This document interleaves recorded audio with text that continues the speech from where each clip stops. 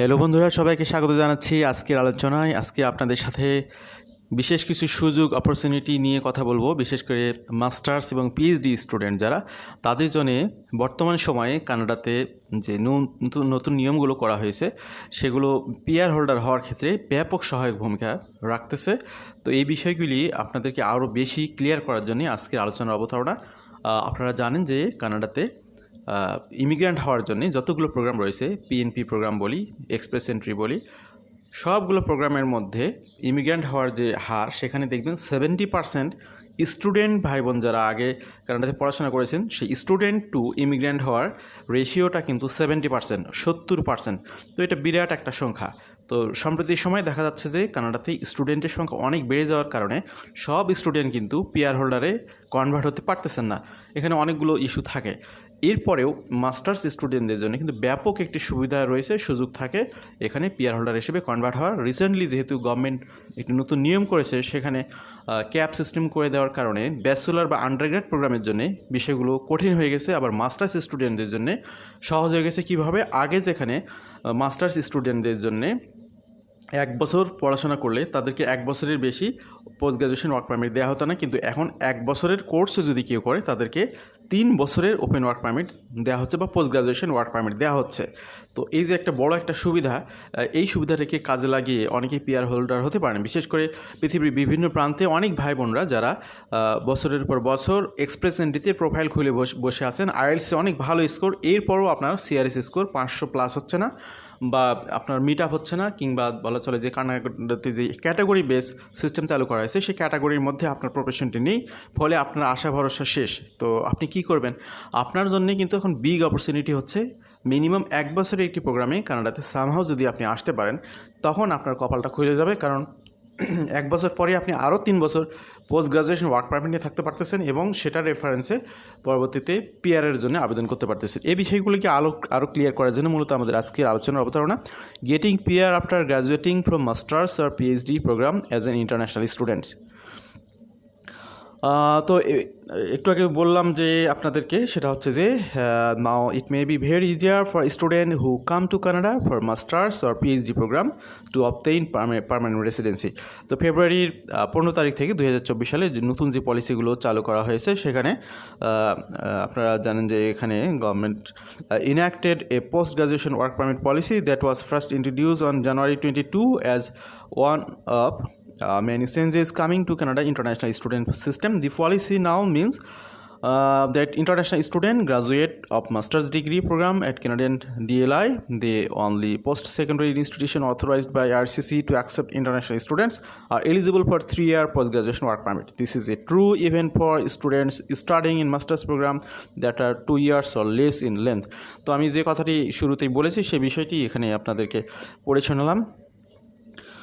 Before February 15, the validity period for post-graduation work permit for master's student was directly correlated to the length of the program of study. অর্থাৎ 15 ফেব্রুয়ারি আগে, এই বছরে 15 ফেব্রুয়ারি আগে যে নিয়ম ছিল সেটা হলো আপনি যে সময়ের জন্য পড়াশোনা করবেন সেই সময়ের ইকুইভ্যালেন্ট আপনি পোস্ট গ্রাজুয়েশন ওয়ার্ক পারমিট পাবেন। তবে 2 বছরের কোর্স করলে 3 বছরের ওয়ার্ক পারমিট পাওয়া যেত, 1 বছরের কোর্স করলে আপনার 1 বছরের ওয়ার্ক পারমিট পাওয়া যেত। সেটিকে এখন একদম আপনার ফ্ল্যাট রেশিও করে দেওয়া হয়েছে যে কোনো আপনি মিনিমাম 8 মাসের প্রোগ্রাম করলেই 3 বছরের জন্য পোস্ট গ্রাজুয়েশন ওয়ার্ক পারমিট পাবেন। তো এই বিগ অপরচুনিটিটা কিন্তু আগে কখনোই ছিল না, যেটা নতুন করে চালু হয়েছে।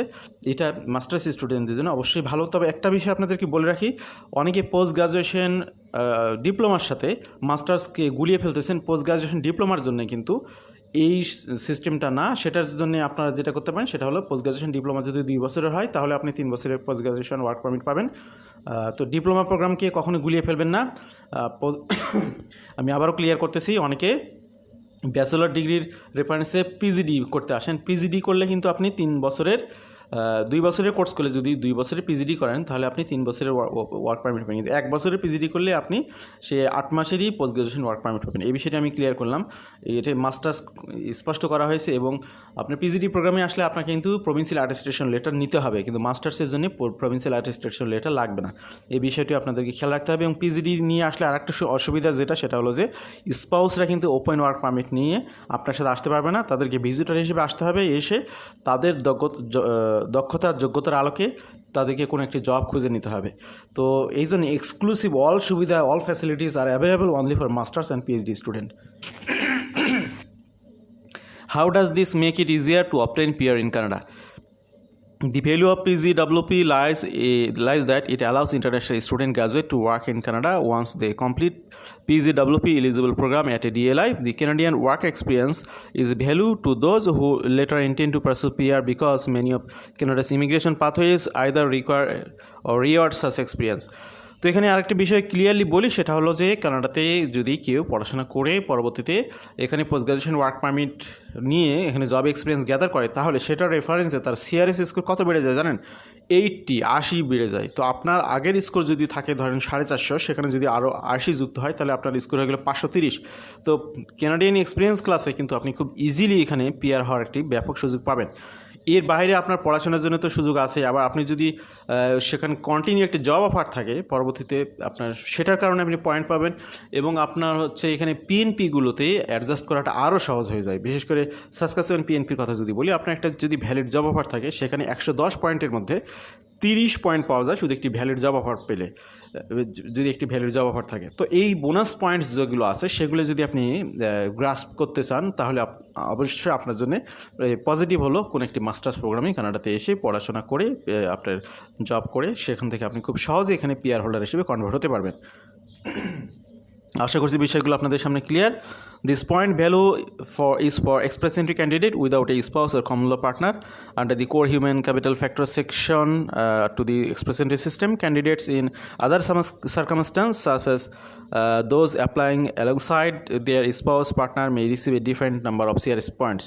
তো স্পাউস সহ অ্যাপ্লাই করলে সেখানে তো একটু কম বেশি হয়, সে বিষয়টা আপনারা জানেন।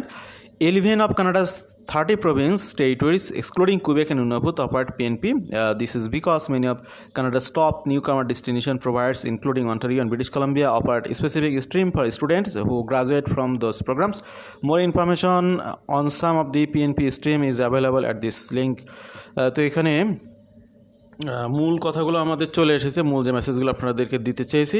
তো সাম আপ করবো এভাবে, সামারি শেষ করব যে বিষয়টি দিয়ে, সেটা হলো যে আপনারা যারা কানাডাতে আসতে চাচ্ছেন ইমিগ্র্যান্ট হিসেবে, অনেক দিন ধরে অপেক্ষায় আছেন, আপনার প্রফেশনটি ক্যাটাগরির মধ্যে পড়তেছে না, স্কোর খুব বেশি না, তারা কোনো একটি মাস্টার্স প্রোগ্রামে আসবেন। অবশ্যই চেষ্টা করবেন মাস্টার্স প্রোগ্রামে, নট পিজিডি। যদি মাস্টার্স প্রোগ্রাম একান্তই না হয় তাহলে পিজিডি প্রোগ্রামে আসেন। আমি পিজিডি প্রোগ্রামকে নিরুৎসাহিত করব, আবার করব না, নিরুৎসাহিত করব এই কারণে যে পিজিডি প্রোগ্রামে আসলে যে পরিমাণ সময়ের জন্য আপনি পিজিডি প্রোগ্রামে আসতেছেন সেটার উপর নির্ভর করবে আপনি কত সময় ধরে আপনি পোস্ট গ্রাজুয়েশন ওয়ার্ক পারমিট পাবেন। অর্থাৎ পিজিডি প্রোগ্রাম যদি 1 বছরের হয় তাহলে আপনি 1 বছরের পোস্ট গ্রাজুয়েশন ওয়ার্ক পারমিট পাবেন, কিন্তু সেটার এগেন্সে যদি আপনি মাস্টার্স প্রোগ্রামে আসেন তাহলে 1 বছরের মাস্টার্স করলে আপনি 3 বছরের পোস্ট গ্রাজুয়েশন ওয়ার্ক পারমিট পাবেন। এবং পাশাপাশি মাস্টার্স প্রোগ্রামে আসলেই শুধুমাত্র আপনি আপনার স্পাউসকে ওপেন ওয়ার্ক পারমিট সহ আনতে পারবেন আপনার সাথে, আদারওয়াইজ আপনার স্পাউসকে কিন্তু আপনার সাথে ভিজিটর হিসেবে আনতে হবে। এই বিষয়গুলি এখানে সুবিধাগুলো একটু কম বেশি বোঝার বিষয় আছে। তো আমাদের সাথে থাকার জন্য আবারও ধন্যবাদ। ভালো থাকবেন সবাই। আল্লাহ হাফিজ। সালামু আলাইকুম।